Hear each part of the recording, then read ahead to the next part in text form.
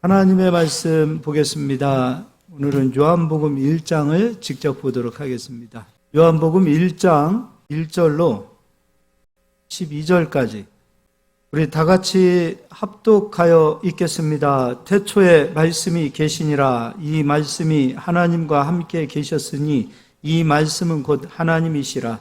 그가 태초에 하나님과 함께 계셨고 만물이 그로 말미암아 지은 바 되었으니 지은 것이 하나도 그가 없이는 된 것이 없느니라. 그 안에 생명이 있었으니 이 생명은 사람들의 빛이라. 빛이 어둠에 비치되 어둠이 깨닫지 못하더라. 하나님께로부터 보내심을 받은 사람이 있으니 그의 이름은 요한이라. 그가 증언하러 왔으니 곧 빛에 대하여 증언하고 모든 사람이 자기로 말미암아 믿게 하려 함이라. 그는 이 빛이 아니요 이 빛에 대하여 증언하러 온 자라. 참 빛 곧 세상에 와서 각 사람에게 비추는 빛이 있었나니 그가 세상에 계셨으며 세상은 그로 말미암아 지은 바 되었으되 세상이 그를 알지 못하였고 자기 땅에 오매 자기 백성이 영접하지 아니하였으나 영접하는 자 곧 그 이름을 믿는 자들에게는 하나님의 자녀가 되는 권세를 주셨으니 아멘. 오늘 말씀 제목은 좋은 친구 네 사람의 위로라는 제목으로 말씀 전하겠습니다. 오늘은 우리가 어떻게 위로를 해야 되는가? 그동안에 우리가 받아야 됐던 위로를 생각했다면 이제는 우리는 어떤 위로자가 돼야 되는가? 그 부분에 대해서 말씀을 좀 나누도록 하겠습니다. 오늘 요한복음 1장을 우리가 본문 말씀으로 좀 읽었습니다. 요한복음 1장 1절에 제가 읽어드릴게요. 태초에 말씀이 계시니라. 이 말씀이 하나님과 함께 계셨으니 이 말씀은 곧 하나님이시라. 말씀이 하나님이십니다. 그리고 1장 14절에는 말씀이 육신이 되어 우리 가운데 오셨어요. 그러니까 말씀이 육신이 되어 이 땅에 오신 분이 바로 예수 그리스도십니다. 그러니까 예수님은 말씀이시지요. 그리고 말씀이 육신이 되어 이 땅에 오신 하나님이 바로 예수님이십니다. 2절에 그가 태초에 하나님과 함께 계셨고 만물이 그로 말미암아 지은 바 되었으니 말씀이 만물을 창조했습니다. 지은 것이 하나도 그가 없이는 된 것이 없느니라. 그 안에 생명이 있었으니 이 생명은 사람들의 빛이라. 그러니까 말씀 안에 생명이 있고 말씀 안에 빛이 있다. 다른 말로 말씀이 생명이고 말씀이 빛이다. 이렇게 되어 있습니다. 그런데 5절에 빛이 어둠에 비치되 어둠이 깨닫지 못하더라. 근데 깨닫지 못한 것으로만 끝나는 것이 아니라 어둠이 빛을 밀어내더라. 싫어하더라. 11절에는 자기 땅에 오매 자기 백성이 영접하지 아니하였으나, 그러니까 말씀으로 생명으로 빛으로 우리를 구원하기 위해 오신 예수님을 사람들이 환영할 것 같고 기다릴 것 같고 받아들일 것 같고 영접할 것 같으나 그렇지 않더라. 이유는 어둠이 빛을 싫어하더라. 그러니까 우리 속에 있는 이 어둠이 빛이 오면 좋아할 것 같은데 빛이 오면 빛을 밀어내는 겁니다.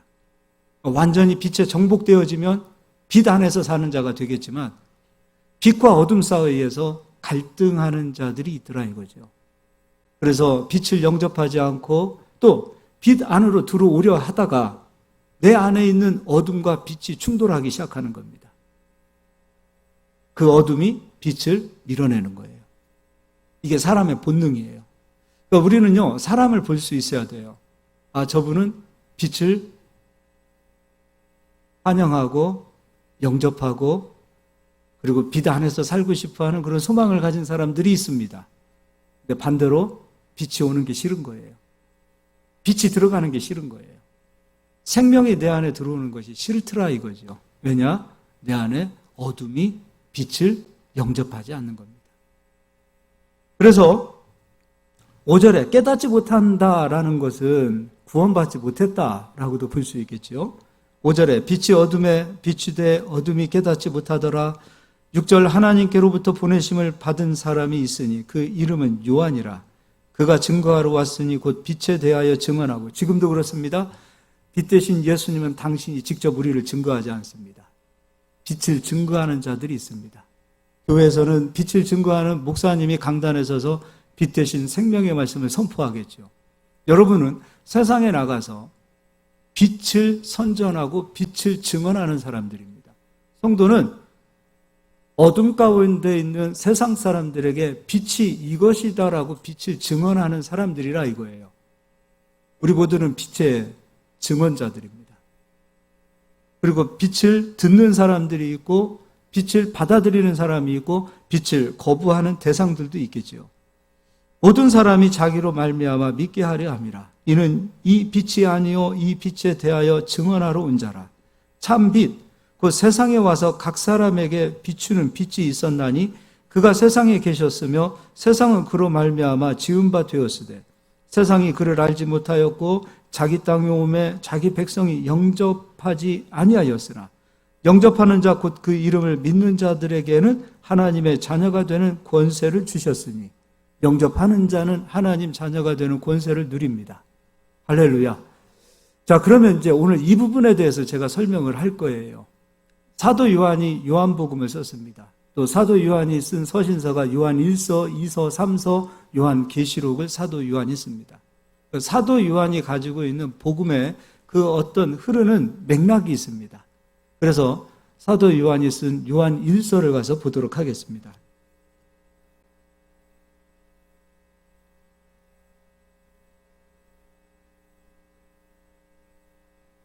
요한 1서 3장 13절부터 제가 읽어드리겠습니다. 여러분은 눈으로 귀로 읽어주시면 됩니다. 제가 읽어드리겠습니다. 형제들아, 세상이 너희를 미워하여도 이상히 여기지 말라. 우리는 형제를 사랑함으로 사망에서 옮겨 생명으로 들어간 줄을 알거니와 사랑하지 아니하는 자는 사망에 머물러 있느니라. 사랑하는 자는 빛 안에 들어와 있고 생명 안에 들어와 있어요. 그러니까 빛과 생명은 누구냐? 예수님이에요. 말씀이에요. 그러니까 사랑하는 자는 말씀 안에 들어왔어요. 근데 사랑하지 않는 자는 말씀 안에 들어오지 않았다 이거예요. 그러니까 지금까지 우리가 위로에 대해서 설명을 했습니다. 인문학적인 위로, 심리학적인 위로, 상담학적인 위로, 세상적인 위로는요, 어떤 위로입니까? 내가 사람을 죽였어요. 극단적인 얘기로 사람을 죽였습니다.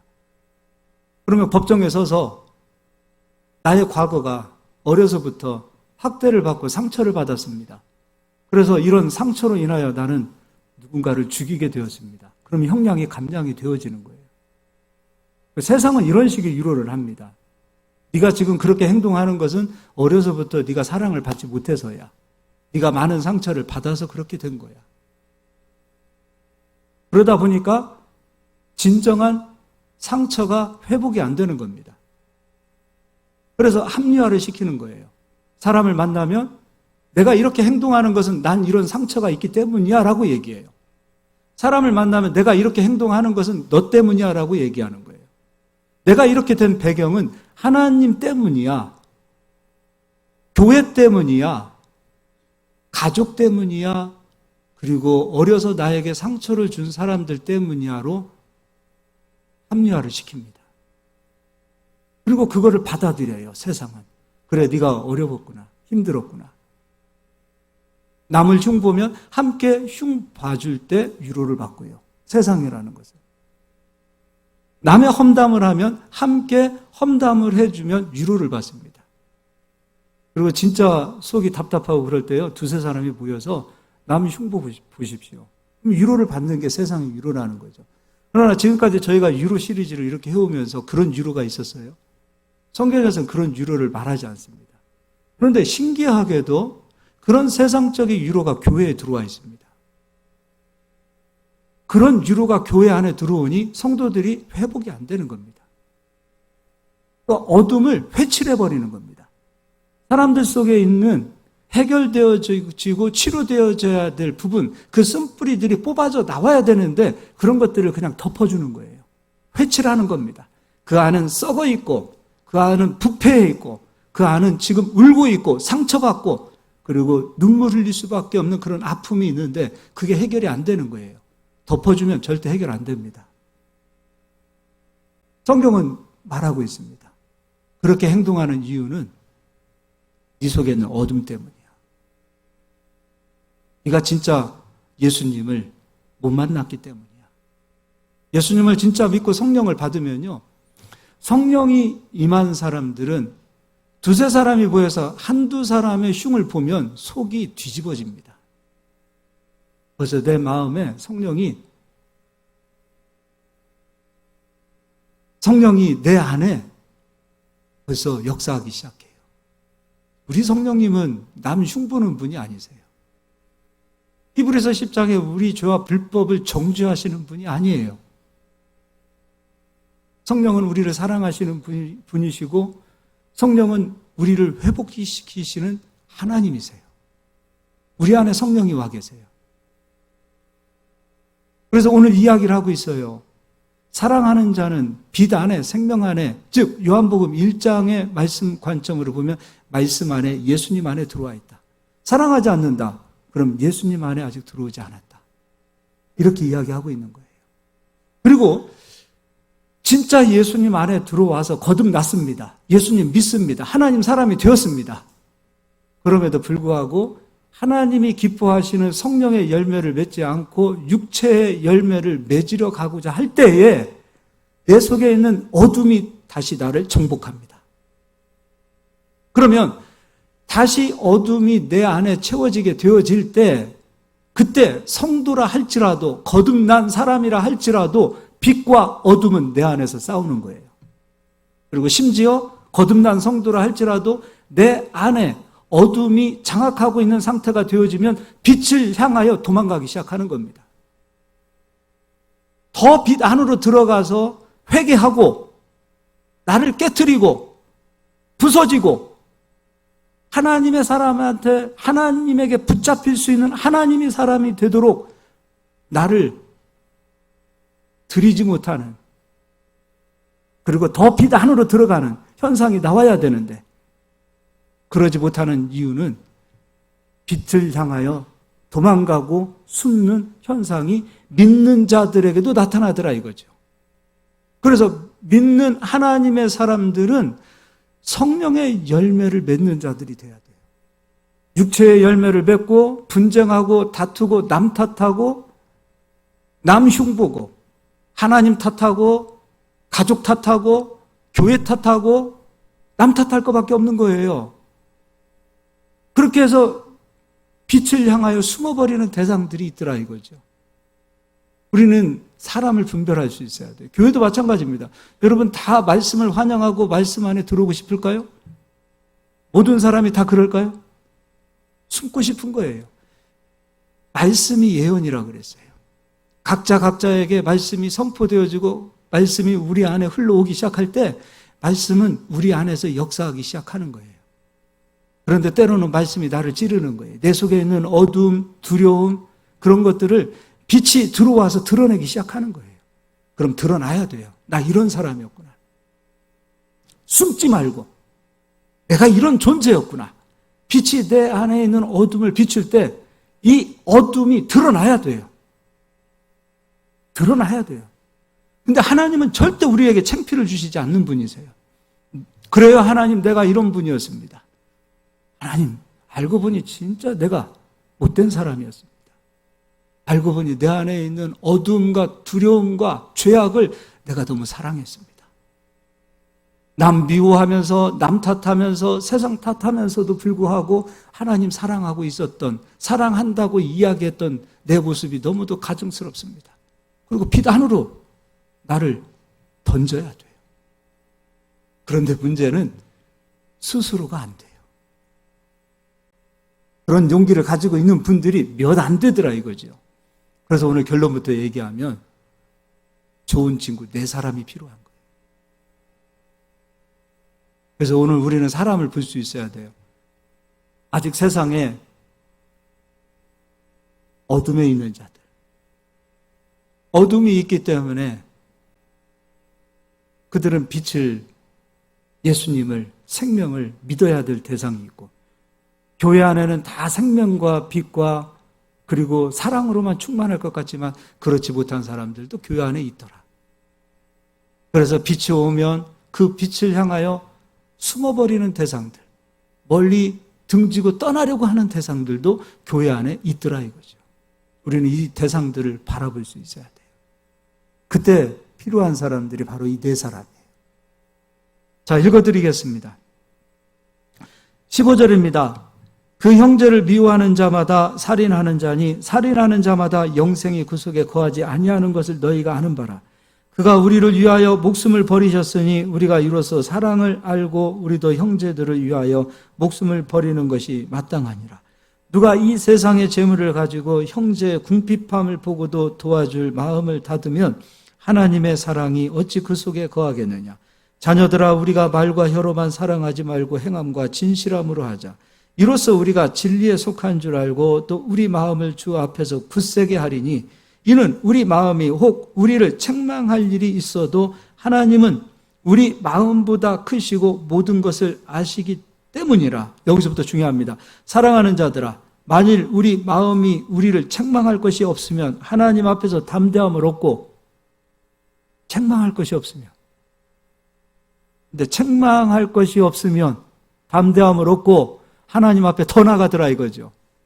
그런데 22절 무엇이든지 구하는 바를 책망할 것이 없는 자들은 무엇이든지 구하는 바를 그에게서 받나니 이는 우리가 그의 계명을 지키고 그 앞에서 기뻐하시는 것을 행함이라. 왜 기도 응답이 안 되는가? 책망할 거리가 우리 안에 있어요. 책망할 거리가 있다 이거예요. 그래서 하나님 앞에 구해도 기도 응답이 안 되더라. 책망할 것이 없을 때 하나님 앞에 나가 구하는 대로 하나님이 주시더라. 그런데 책망받을 일은 무엇입니까? 계명입니다. 계명을 지키는 자는 책망받을 것이 없고 계명을 지키지 않는 자는 책망을 받습니다. 구약에서의 계명은 10계명이고 신약에서 예수님을 믿는 자들에게 있어서의 계명은 딱 두 가지입니다. 바로 23절 그의 계명은 이것이니 곧 그 아들 예수 그리스도의 이름을 믿고 첫 번째 계명 예수님의 이름을 믿는 겁니다. 예수님을 믿는 겁니다. 그래서 믿음이 없는 사람들은 믿음에 대해서 선포되어질 때 믿음이 없구나 하고 나를 내려놔야 되고 회개해야 되는데 믿음이 없는 것을 회개해야 되는데 반대로 믿음이 선포되어지면 믿음이 없는 자기를 회칠하든지 빛 대신 말씀 앞에서 멀리 도망가는 현상이 나타나더라. 그러면 책망을 받는 거예요. 두 번째, 그가 우리에게 주신 계명대로 서로 사랑할 것이니라. 하나님께서 예수 그리스도를 통하여 우리에게 주신 계명은 두 가지입니다. 예수님을 믿으라. 그래야 영생을 얻고 그래야 너희가 이 땅에서 하나님의 사람으로 살 수 있다. 이거예요. 그리고 두 번째는 서로 사랑하라. 서로 사랑하라. 서로 사랑하라. 교회가 사랑이 있습니까? 라고 물어보면 그렇죠. 세상은 맛볼 수 없는 사랑을 교회에서는 맛볼 수 있습니다. 우리는 이렇게 얘기해야 됩니다. 그리고 우리의 공동체는 사랑이 있어야 됩니다. 그런데 사랑하지 못하는 자는 빛이 사랑을 하지 못하는 나를 책망할 때 말씀은 다른 걸 얘기하잖아요. 성경 66권은 믿음에 대해서 얘기하고 사랑에 대해서 얘기해요. 창세기를 얘기해도 예수님을 믿는 믿음을 얘기하고 서로 사랑을 얘기하고 계시록을 얘기해도 예수님을 믿는 믿음을 얘기하고 서로 사랑하는 것을 얘기해요. 구약을 얘기하든 신약을 얘기하든 예수님을 믿는 믿음을 선포하고 사랑을 선포하는 거예요. 언제나 이 두 가지가 우리에게 오는 거예요. 그래서 믿음이 없는 자는 믿음이 없는 것 때문에 회개하고 믿음 있는 자로 바뀌어야 되는데 믿음이 없는 자는 믿음이 없는 것 때문에 빛에서 멀어지더라 이거죠. 오히려 더. 그리고 또 한 부류는 사랑해야 되고 사랑해야 됨을 알고 있음에도 불구하고 그래 회개하고 사랑하자. 회개하고 사랑하는 사람이 되자. 돌이키자. 이렇게 하고 돌아오면 좋을 텐데 반대로 사랑하지 못하는 내 자신이 말씀으로부터 들려올 때 내가 사랑하지 못하는 것이 드러나는 게 싫은 거예요. 그래서 숨는 거예요. 자꾸 빛 안으로 들어오면 되는데 말씀 안에 들어오면 되는데 예수님과 내가 하나가 되면 되는데 오히려 숨어버리는 거예요. 그래서 설교는요, 이 두 가지예요. 예수님을 향한 믿음, 그리고 서로 사랑해야 되는 사랑.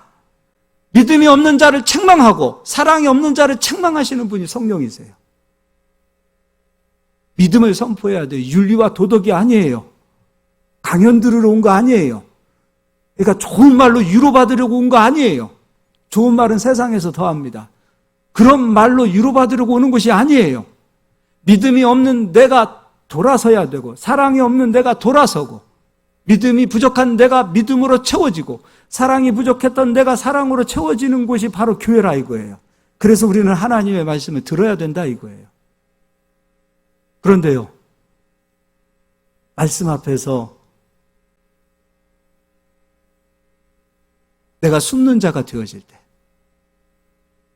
말씀에서 점점 멀어지는 자가 되어질 때 어둠이 나를 더 정복해요. 빛으로 계속 들어와야 되는데 어둠이 계속해서 나를 향하여 정복하기 시작하면 그때 계명은 뒤에 형벌이 있습니다. 어떤 형벌이 따르는가 보도록 하겠습니다. 그것도 읽도록 하겠습니다. 4장 15절 말씀 읽어드리겠습니다. 먼저 그냥 18절 읽어드리겠습니다. 사랑 안에 두려움이 없고 온전한 사랑이 두려움을 내쫓나니. 두려움에는 무엇이 있습니다? 형벌이 있습니다. 두려움에는 형벌이 있습니다. 믿음이 없는 내가, 믿음이 없는 것으로, 여러분, 회개는 다른 거 아닙니다. 돌이키는 게 회개 아니에요. 그래서 믿음이 있는 자리로 돌이키는 거예요. 회개하는 거예요. 사랑이 없던 내가 돌이키는 거예요. 회개하는 거예요. 회개하는 자리로 오는 거예요. 그러면 형벌이 사라지는 거예요. 그런데 빛보다 두려움을 더 사랑해요. 어두움을 더 사랑해요. 그리고 어두움과 두려움으로 내가 숨어버립니다. 그럼 그 뒤에는 무엇이 쫓아오는가? 형벌이 쫓아오는 거예요. 이것이 성경입니다. 그래서 사랑 안에 거하는 겁니다. 그래서 그 사랑 안으로 쏙 들어가는 겁니다. 사랑 안에 거하는 자들이 되셔야 돼요. 자, 그러면 온전한 자는 사랑 안에서 온전히 이루지 못하였느니라. 두려워하는 자는 사랑 안에서 온전히 이루지 못하였느니라. 우리가 사랑하면 그가 먼저 우리를 사랑하셨습니다. 누구든지 하나님을 사랑하노라 하고 그 형제를 미워하면 이는 거짓말하는 자니 보는 바 그 형제를 사랑하지 아니하는 자는 보지 못하는 바 하나님을 사랑할 수 없느니라. 우리가 이 계명을 주께 받았나니 하나님을 사랑하는 자는 또한 그 형제를 사랑할지니라. 할렐루야. 이게 성경에서 말하고 있는 겁니다. 사랑은 무엇입니까? 우리가 받아야 될 심판을 예수님이 받아주신 겁니다. 우리가 받아야 될 형벌을 예수님이 받아주신 겁니다. 내가 이 땅에서 죄의 값으로 받아야 될 저주를 예수님이 받아주신 겁니다. 이게 그리스도의 사랑입니다. 이게 하나님은 사랑이라고 말씀하셨어요. 너희가 먼저 나를 사랑한 것이 아니요 내가 너희를 먼저 사랑한 것이라. 사랑은 내가 너희를 위하여 그리스도 예수를 너희에게 준 것이다. 우리는 예수를 선물로 받은 겁니다. 그 예수를 선물로 받은 우리가 형제를 사랑하지 못합니까? 지옥이라는 형벌에 가서 마땅히 형벌을 받아도 될 그런 벌레 같은, 그런 어떤 욥이 얘기했던 것처럼 구더기 같은 나를 위해 예수가 조건 없이 십자가에서 피 흘려주시고 나를 살리셨는데 그 사랑을 받은 내가 형제를 사랑하지 못할 이유가 뭐가 있습니까? 그래서 성경은 말합니다.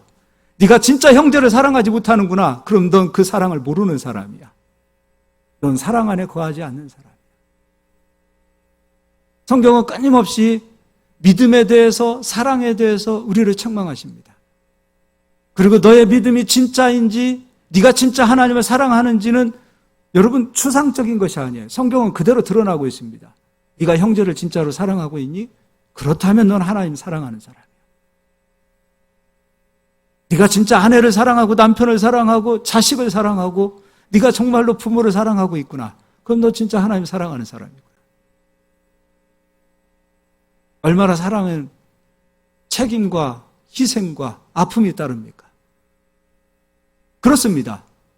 사랑은 희생이 따르고 아픔이 따르고 고통이 따릅니다. 나오고 받지 않는 성격의 아내를 사랑하는 것, 여러분, 이건 희생이요, 이건 아픔이요, 이건 나를 깨트리는 겁니다. 그런데 예수님이 십자가에서 나를 위해서 죽어진 그 사랑에 비하면 그것은 아무것도 아니라 이겁니다. 내 자존심 때문에, 내 혈기 때문에, 내 감정 때문에 내가 사랑을 거부하는 것이지. 사실은 자존심 조금 내려놓고 혈기 조금 내려놓고 내 감정을 내려놓으면 여러분 사랑하지 못할 사람이 어디 있습니까? 내 욕심 때문에 내 자녀를 내가 사랑하지 못하고 있어요. 왜 내 자녀를 내 욕심대로 내가, 로봇가 아니잖아요, 우리 자녀들은. 사랑에는 반드시 희생과 아픔과 고통이 따릅니다. 근데 우리는 조금 생각해 봐야 돼요. 예수님이 나를 위해서 조건 없이, 아낌없이 그렇게 나에게 베풀어 주신 그 사랑에 비하면 내가 하고 있는 고통과 아픔과 그런 쓰라린 애통함이 있는 그 사랑은 여러분 눈꽃만큼 비교해도 안 될, 비교 자체가 안 됩니다. 그래서 성경은 말합니다. 형제를 사랑하지 않고 있구나. 서로 사랑하지 않고 있구나. 그럼 너 진짜 하나님 사랑하지 않는 사람이야. 모르는 사람이야. 라고 성경은 말하고 있더라 이거죠. 그런데 그리스도인들은 믿어야지, 사랑해야지라는 것을 기본적으로 다 알고 있습니다. 사랑하면서 살아야지. 믿어야지. 그럼에도 우리는 그렇게 안 되더라 이거죠. 안 되는 사람들이 있을 수 있더라 이거죠. 저도 마찬가지고요. 우리 모두는 그런 경험들을 해보셨을 겁니다. 그때 필요한 사람이 바로 내 사람입니다. 자, 창세기를 가서 좀 보도록 하겠습니다. 창세기 3장입니다. 지난 시간에 아담의 형상과 그리스도의 형상에 대해서 설명해 드렸습니다. 아담의 형상이란 아담이 선악과를 먹고 하나님의 말씀에 불순종할 때에 하나님의 형상이 아담에게서 떠나고 사망이 아담 속에 들어왔을 때부터 아담의 형상이라고 말합니다. 아담이 선악과를 먹었습니다. 그때 사망이 아담 속에 들어왔습니다. 너는 흙이니 흙으로 돌아가라. 너 선악과 먹으면 정령 죽으리라. 주님이 말씀하셨고 선악과를 먹은 아담은 사망이 들어온 그 상태에 죽음이 찾아왔고 그리고 아담의 형상으로 채워집니다. 그냥 사람의 형상만 갖게 되어진 거예요. 하나님의 형상이 떠나게 되어진 거예요. 그래서 우리는 이 아담의 형상 안에 붙들려 있게 되어질 때 어떤 현상이 나타나는가? 이거는 본질이에요. 사람마다 다 똑같은 본질입니다. 어떤 본질이 있는가? 선악과를 먹고 난 이후에 하나님이 아담을 부르십니다. 아담아, 어디 있느냐? 창세기 3장 9절에 여호와 하나님이 아담을 부르시며 그에게 이르시되 내가 어디 있느냐? 아담아, 하나님 부르십니다. 아담아. 하나님의 형상으로 채워져 있을 때는 하나님, 아버지 여기 있습니다 라고 하나님 앞에 나갔을 것입니다. 그런데 아담의 형상으로 채워진 그 상태에서는 하나님께서 아담아 하고 불렀을 때 아담은 두려워서 숨어버립니다. 아담아, 그 말씀 자체가 빛 아닙니까? 하나님의 말씀 자체가 생명 아닙니까? 그런데 빛과 생명의 말씀이 아담아라고 아담에게 들려왔을 때 아담은 아담의 형상으로 채워져 있기에 두려워서 피하는 자가 되어져요. 10절을 읽겠습니다. 이르되 내가 동산에서 하나님의 소리를 듣고 내가 벗었으므로 두려워하여 숨었나이다. 이게 인간의 본질이 되어버렸어요. 숨어버립니다. 하나님 앞에 나타나기가 두려운 겁니다. 어쩌다 그냥 교회 한번 왔는데 신앙생활 해볼까 하고 교회 와 정착을 했는데 교회에서는 빛과 생명이 선포되어지는 거예요. 그런데 내 속에 있는 이 어둠이 그 빛과 그 생명을 피하는 자가 되는 거예요. 왜요? 영접하지 않았기 때문에. 예수님을 영접하지 않았기 때문에. 우리는 예수님을 이례적으로 영접해서는 안 돼요. 우리는 예수님을 날마다 영접하는 거예요. 예수님의 보혈은 이례적으로 끝나는 것이 아니에요. 날마다 예수님의 보혈이 우리에게 적용이 돼야 돼요. 예수님을 한 번 영접하고 끝나는 것이 아니에요. 우리는 날마다 예수님을 시인해야 되고, 날마다 예수님을 불러야 되고, 날마다 예수님을 영접해야 돼요. 그 고백이 우리에게 있어야 돼요. 주님 없이는 난 못 삽니다. 나는 오늘도 주님 다스림 속에 있고 싶습니다. 예수님은 날마다 우리의 구주요, 날마다 우리의 메시아입니다. 마가복음 2장을 가서 보겠습니다.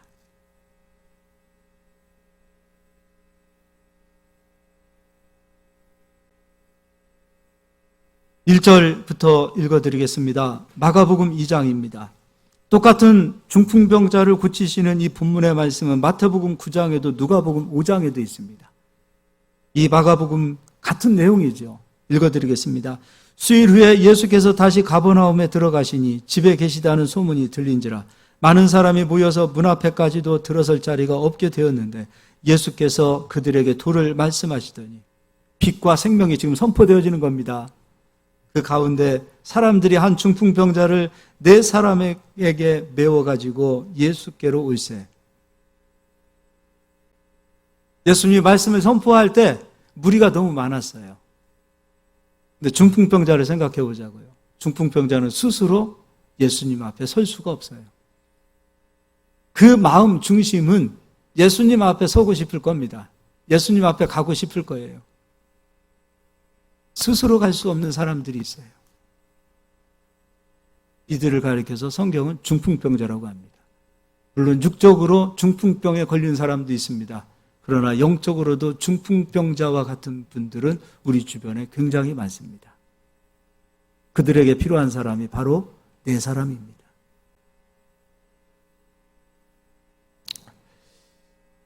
스스로 교회에 오고 싶었을 거예요.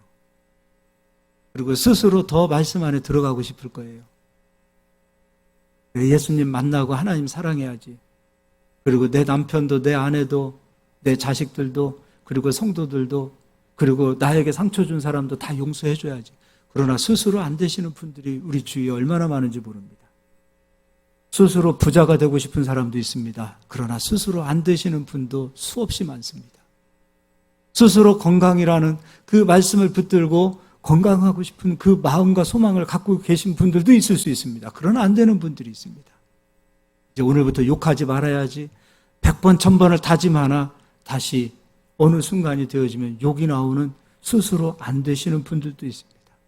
오늘부터는 절대 남 흉보지 말아야지 스스로 다짐했으나 어떤 상황이 되어지면 다시 내 속에 불편한 감정들 그리고 상처 입은 그런 또 다른 내 안에 있는 내가 알지 못하는 그런 내가 불쑥 튀어나와서 나도 모르게 또다시 악한 감정으로 말하고자 하는 그런 수없이 많은 사람들이 우리 주변에 많이 있습니다. 그런 사람들의 특징 가운데 하나가 무엇인가? 바로 빛을 피합니다. 뒷걸음질 치고 싶습니다. 숨고 싶습니다. 그들에게 누가 필요한가? 바로 좋은 친구 4사람이 필요합니다. 그들을 붙잡아 줄 수 있는 분들이 필요한 겁니다. 제가 제일 사랑하는 그리고 가장 존경하는 지금은 하나님 나라에 부르심 받은 장환 목사님이 계세요. 이분이 한 35년, 40년 가까이 목회를 하시면서 그분이 그런 말씀을 하셨어요. 이분이 이제 은퇴 후에 자기 속 얘기를 참 저에게 많이 하셨어요. 근데 이분이 그런 얘기 하십니다. 한 70년대 그때 교회를 개척하고서 교회를 시작했을 때는 교회에 4사람이 있더라 이거예요. 성도들이 4사람이 되어서 끈끈하게 붙잡아 주더랍니다. 교회가 든든하게 서더랍니다. 시간이 점점점 흐르면서 4사람이 사라지더랍니다. 나가서 좋은 그리스도인의 이미지를 가지고 세상에서 예수님 믿는다라는 증거를 하는 사람들은 많이 있으나 그들을 향하여 책임지는 사람들이 적더랍니다. 나가서 예수 믿는다고 얘기하고 나 어디 교회 다닌다고 얘기하지만 우리 교회 오십시오라고 말하는 사람들이 없어지더랍니다. 왜요? 우리 교회 오면 내가 책임져야 돼요. 내가 수고해야 돼요. 그런데 장한 목사님이 그 얘기를 하셨어요. 나가서 예수님도 전하고 나 신앙생활 이렇게 하고 있습니다라고 잘 이야기하는데 우리 교회로 소개하지 못하는 사람들 집 가까운 데 가셔도 돼요. 이단만 아니면 돼요. 그렇게 이야기하는 사람들은 좋은 이미지를 다 자기가 영광을 받아버립니다. 얼마나 젠틀합니까? 우리 교회로 오라고 얘기 안 해요. 얼마나 젠틀합니까? 막 강제로 구매하는 느낌이 들지 않아요. 이거 꼭 사야 돼. 이런 느낌이 아니에요. 그런데 대부분 가까운 데 교회 가. 이단만 아니면 돼. 그러나 그들 스스로 절대 갑니까? 못 갑니다. 그러니까 교회가 점점 더 능력이 없어지고 식어지더라 이거죠. 품위를 지키고 경건의 모양을 가지고 교회 오는 사람, 성도들은 가득하지만 교회 오면 새신자도 정착이 안 되고 어느 순간에 정체가 싹 돼버리고 그냥 교회 다니는 사람들끼리만 좋은 교회가 되어 있더라 이거예요. 그것이 너무 마음이 아팠대요. 끊임없이 전도하고 끊임없이 영혼을 살리고 끊임없이 새로운 성도들을 섬기고 그리고 여러분 정죄하지 마세요. 성경은 본능적으로 그렇게 이야기하고 있어요. 말씀 앞에서 피하는 사람들이 있어요. 왜 우리가 그들을 정죄합니까? 잡아줘야 돼요, 우리가. 예배 자리로 가자. 말씀의 자리로 가자. 저도 마찬가지로 말씀이 우리 안에 들어올 때 이 말씀은 빛과 생명이에요. 내 속에 어둠이 있으면 피하고 싶은 게 인간의 본능이란 말입니다. 저도 이럴 때가 수없이 많았었어요. 그런 사람들을 우리가 뭐라고 할 것이 아니라 우리가 잡아줘야 될 거 아닙니까? 내가 내 사람이 되어서 한 손을 잡아주고 또 다른 누군가가 한 손을 잡아줬을 때 그 사람들이 회복되어지는 거 아닙니까? 얼마나 우리가 젠틀합니까? 집 가까운 교회 가. 이단만 아니면 돼. 그리고 어디 출석하면 한번 거기 주소 좀 줘봐. 어디 교단인가 내가 한번 봐줄게. 얼마나 무책임합니까? 우리가 섬기는 교회, 우리가 믿는 예수님, 진리요, 생명이요, 우리에게 구원을 주시는 하나님이십니다. 그만큼 어느 순간 우리가 내 사람의 역할을 하지 못하고 있더라 이거죠.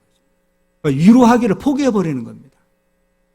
우리는 스스로 교회에 올 수 있는 힘과 능력이 있기 때문에 내 사람이 필요 없다 하더라도 우리는 그런 사람들이 되어졌을 때 내가 스스로 교회에 와도 될 만큼의 믿음의 사람이 되었다면 이제 나는 중풍병자의 좋은 친구 내 사람이 되어서 중풍병자와 같은 사람들의 손을 잡아 일으켜줘야 됩니다. 붙들어줘야 됩니다. 튕겨져 나가려고 하는 자들을 잡아줘야 됩니다. 제가 목회를 하면서 가장 아팠던 것이 그겁니다. 지금도 그거 생각하면 속이 쓰라립니다. 부인 따로 남편 따로 교회 오시는 분들이 있습니다. 남자 집사님이 은혜를 받고 정말 여기서 성령이 충만하고 이게 믿음이었습니다라고 고백하고 있는데 아내가 이 교회는 우리 교회는 안 다니겠습니다. 다른 교회 다니겠습니다. 할 때 그런 얘기를 저하고 상담을 하면 좋을 텐데 그런 얘기는 다 먼저 같은 집사님들끼리 성도님들끼리 상담을 끝내버립니다. 그럼 다 어떤 상담합니까? 그래도 가정이 화목해야지. 아내 따라가. 이미 결정하고 저에게서 옵니다. 축복하고 보내주지요. 그럼 1년, 2년, 3년, 4년 뒤에 들려오는 그 소식은 둘 다 신앙생활을 안 하고 있어요. 둘 다 신앙생활을 안 합니다. 둘 다 신앙생활을 안 해요. 이게 얼마나 안타까운 겁니까? 정말 우리는 이 시대에 네 사람이 필요합니다. 한국교회에 진짜 네 사람이 회복되어져야 됩니다. 구원받지 못한 세상 사람들 네 사람이 되어서 교회 안으로 인도할 뿐만 아니라 우리 안에서도 우리가 네 사람이 되어서 참고 인내하고 견디고 말씀에 붙들리면 하나님께서 역사하신다는 확신을 가지고 붙잡아 줄 수 있어야 됩니다. 이게 성도들입니다.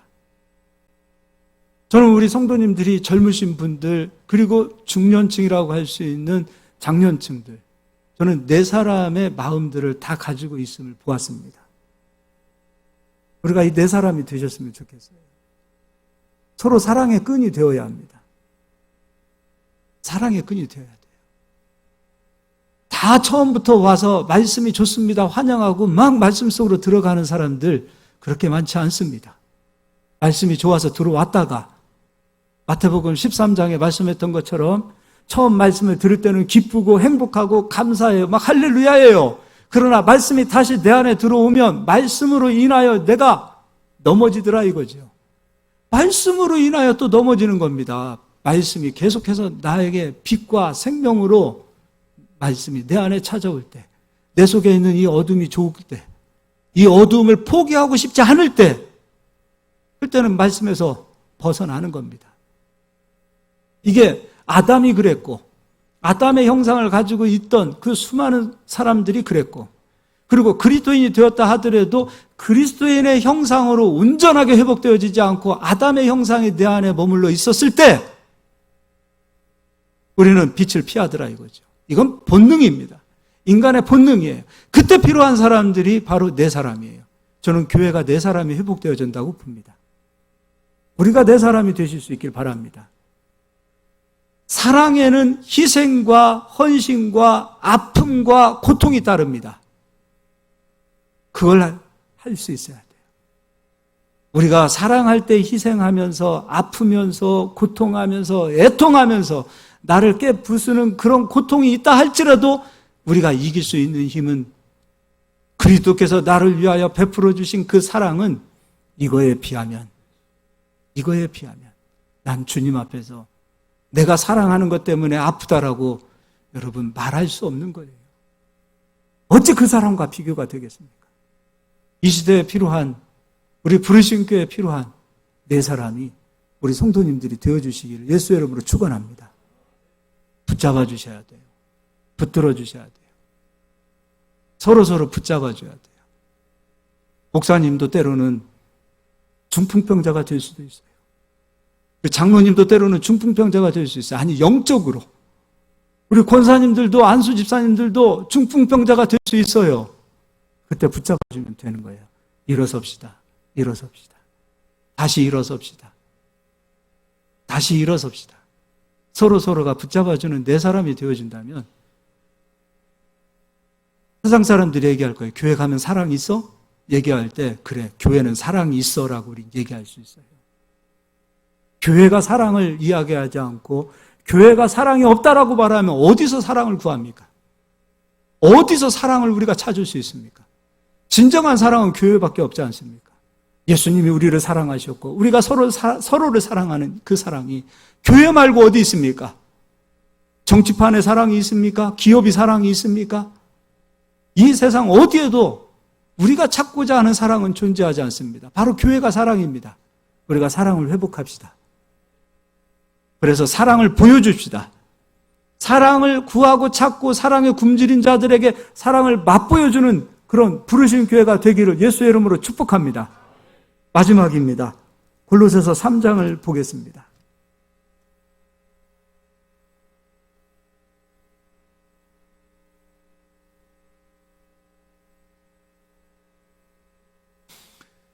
우리 진원 형제님 청년부잖아요. 혼자 못 섭니다. 진짜예요. 오늘 새가족 교육을 받았습니다. 혼자 믿음 잘 설 거야. 그렇지 않습니다. 사랑의 끈으로 잡아주는 거예요.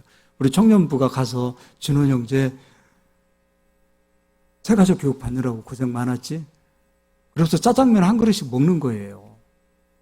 그리고 붙들어주는 거예요. 관심을 가져주는 거예요. 청년부 회장님, 청년부가 부흥할 때까지 회장님 하신다 그랬어요. 넘치는 부흥이 이루어질 때까지. 그런 거예요. 교회가 그런 거예요. 예배만 드리고 그냥 썰물처럼 빠져나가는 그런 교회가 아니라 붙잡아 주는 거예요. 관심 갖는 거예요. 그랬으면 좋겠습니다. 골로새서 3장입니다. 12절부터 읽어드리겠습니다. 그러므로 너희는 하나님이 택하사 거룩하고 사랑받는 자처럼 긍휼과 자비와 겸손과 온유와 오래 참음을 옷 입고 누가 누구에게 불만이 있거든 서로 용납하여 피차 용서하되 주께서 너희를 용서하신 것 같이 너희도 그리하고 그렇게 하실 수 있어야 합니다. 이 모든 것 위에 사랑을 더하라. 이 모든 것 위에 사랑을 더하라. 이는 온전하게 매는 띠라고 말하고 있습니다. 띠가 뭡니까? 서로 묶어주는 겁니다. 사랑으로 매여 있어야 합니다. 사랑으로 서로 묶어주실 수 있길 바랍니다. 15절입니다. 그리스도의 평강이 너희 마음을 주장하게 하라. 너희는 평강을 위하여 한 몸으로 부르심을 받았나니 너희는 또한 감사하는 자가 되라. 그리스도의 말씀이 너희 속에 풍성히 거하여 모든 지혜로 피차 가르치며 권면하고 시와 찬송과 신령한 노래를 부르며 감사하는 마음으로 하나님을 찬양하고 또 무엇을 하든지 말에나 일에나 다 주 예수의 이름으로 하고 그를 힘입어 하나님 아버지께 감사하라. 할렐루야.